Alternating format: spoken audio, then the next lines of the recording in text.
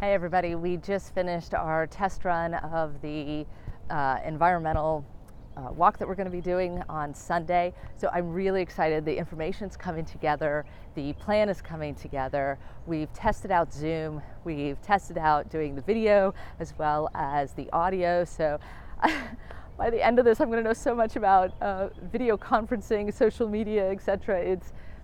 You would think it's all super easy to learn these things, but I'm in my 40s, so I have to learn as I'm going. But now that we're getting the routine down, it's flowing much better.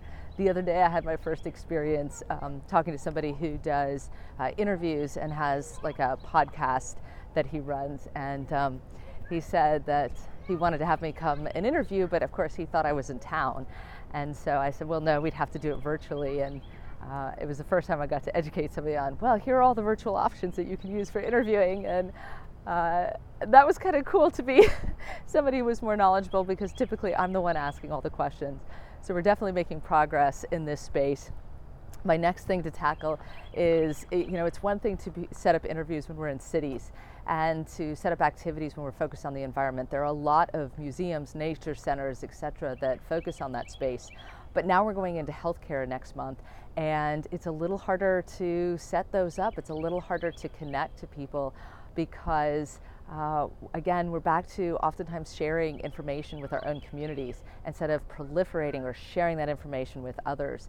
And we need to balance and do both. So I'm doing some problem solving in that area to figure out how to do it or how to handle the situation.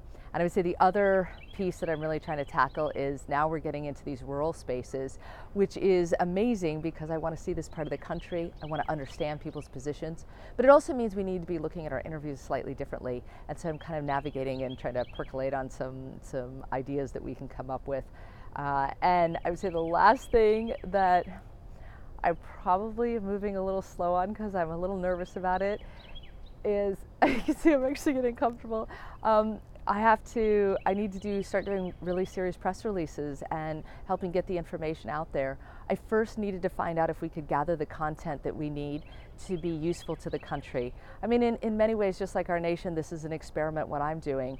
And so I didn't know if we were going to be able to get the body of information that we really needed, but we are.